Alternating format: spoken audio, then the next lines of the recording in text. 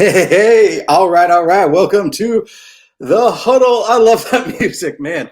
That gets me going. I feel like I'm on a horse galloping to go accomplish something really incredible. Well, welcome to the Huddle. This is your weekly dose of inspiration, practical advice to help you achieve your goals. And welcome to a community of achievers. My name is Devin Halliday, and I'm with Goalster. I am the program director of Goalster Professional. I consider myself a serial achiever. I consider myself a goal getter. And honestly, I could not be more excited to be your coach for the Huddle this week. So, hey, let's really quickly talk about what the Huddle is. And maybe first, I should just tell you what it isn't. The Huddle isn't a webinar, and you're not going to sit through an hour-long meeting.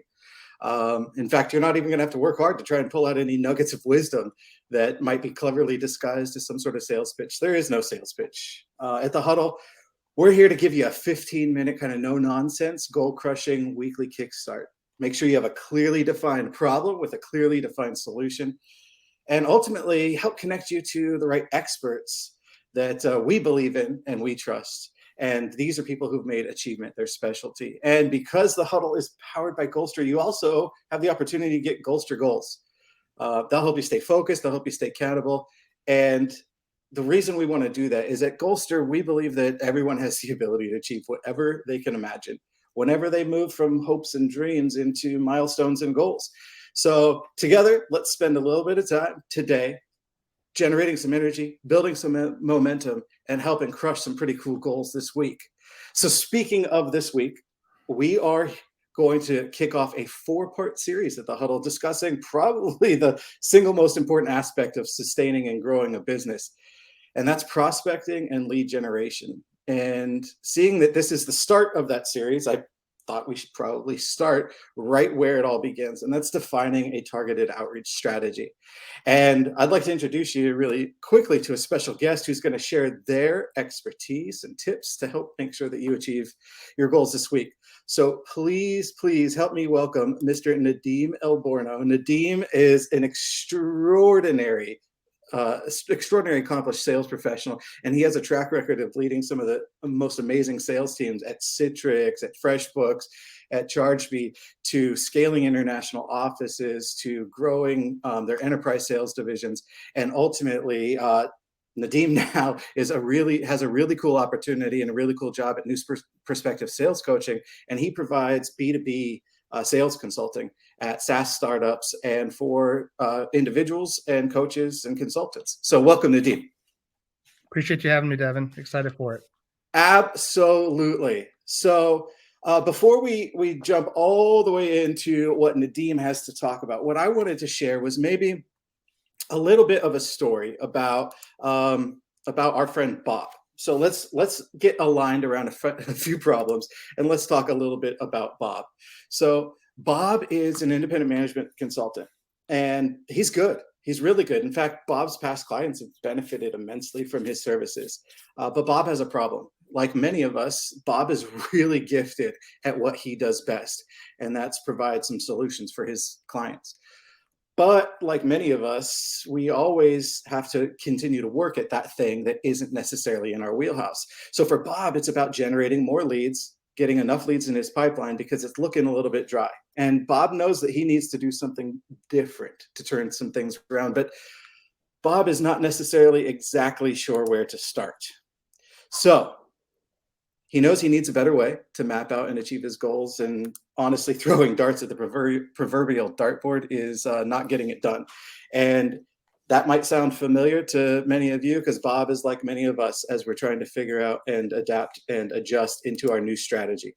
So what I think is really important is to remember that we're not alone. In fact, many of us struggle all the time with lead generation. And so I think right now what's important as we think the Huddle, what do we do to find 5 actions that align with one goal to deliver something measurable and meaningful at the end of this week? And that's the purpose. So why don't we talk a little bit about how we start to get goaling this week? And I'll turn it over to our guest, Nadeem Elborno. So Nadeem, it is all you, sir. Excellent. Thanks, Devin. For everyone tuning in, if your goal is to develop a targeted outreach strategy, we have 5 no-nonsense actions you can take to get started. And so first things first, You can't sell everything to everyone all at once. So you need to define your target audience. That's step one. In sales, we call this building your ideal customer profile, or ICP. And really, you want to ask yourself questions like, am I targeting individuals or businesses? If businesses, are they SMB or mid-market or enterprise? Where are they located?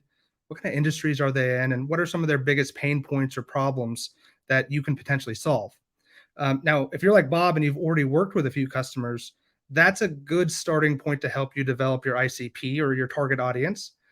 And make sure this is an iterative process, because as new information becomes available, you can tweak your ICP. So let's say, for example, you're a B2B software company and you offer a CRM. Your ICP might look like this.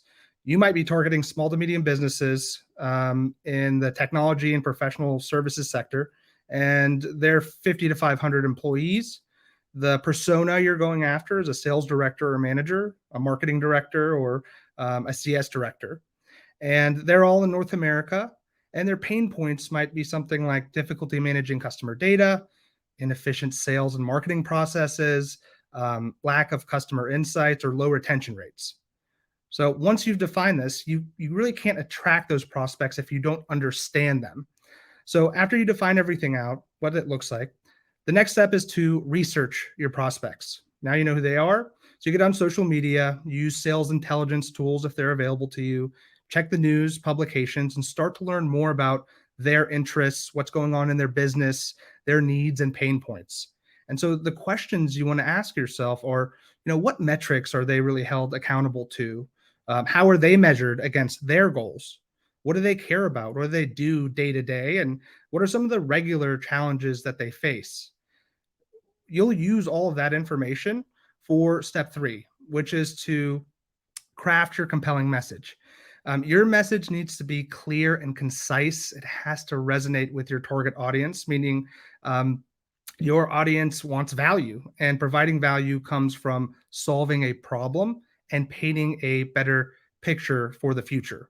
So, for example, that B2B CRM company might have messaging around the frustrations of their sales and customer service processes, the impact that it has on their customer experiences, and how that current situation is a bottleneck to their growth.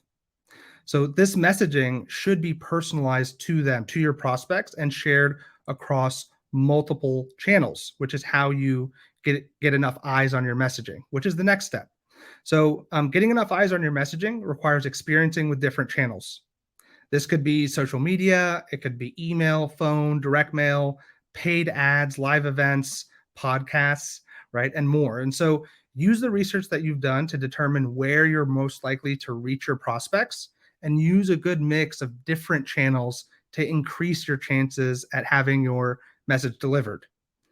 Again, important to be iterative in this process. So you can't do that unless you measure, which is the last step, measuring our outreach efforts.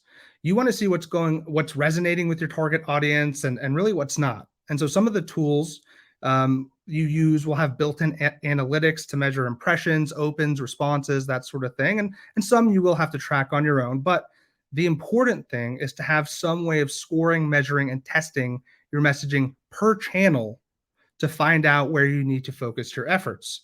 Questions you might ask: how many target audience members did my messaging actually reach? And then out of that, how many consumed the messaging? How many responded? How many took the desired action? And ultimately, how many purchased? Most of this information will be presented as ratios rather than just raw numbers, but ultimately you want to measure how much money was made versus how much it cost to reach that customer per channel.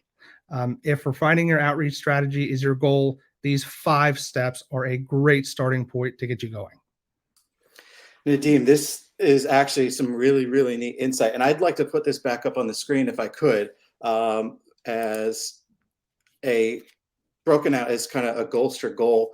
And so taking us through these 5 pieces to help us focus on developing a targeted outreach strategy to achieve a really clear and simple goal is probably one of the most difficult things to get simplified and execute in a way that we start to see those iterative results, right? Those results that we know are a direct effort of the adapt and change mentality that we're bringing to trying to get better at delivering some sales. So if you could leave one pro tip on how to make sure this week that we remember to look at our goals, update our actions, and stay committed and focused on following that iterative process. What's that one pro tip this week to keep us aligned? I say the best pro tip I can share is to focus on what you actually want to achieve. Tie that to your end goal and measure it daily. You're not only measuring the progress of your messaging and how it performs, you're also measuring yourself. So stay accountable to yourself and measure where you stand against your goals. Nadeem, that is an excellent pro tip. I really, really appreciate that. And I know a lot of our folks really appreciate that as well. As a matter of fact, we're starting to see some great feedback coming in from some of our folks on the live stream as well. So my hope for everybody who's watching, and Nadeem, very much appreciate your help and getting us aligned on a really clear goal for the week and a really clear set of actions on how we can achieve that, is to make sure that we have a really clear process to get there. So at Goalster, again, achievement is what we're all about. And what I would like to ask or encourage everybody who's watching this broadcast, whether you're watching live or you're watching recorded, is to feel free to take a opportunity to download the Goalster app and go ahead and put these Goalster goals right on your phone if these are goals that are important to you. And the other opportunity you have is to build out and customize some of your own goals. But we would love to help you, along with Nadeem, make sure that you're able to achieve the goals that are important for you at the Huddle. In fact, that's what we do every single week. So I mentioned we are on a 4-week series around sales and lead development, and we are on a solopreneur 90-day series. So come check us out at the Huddle every single week. We'll be here at the same time, and you can always find replays available anywhere that you can find video or audio podcasts.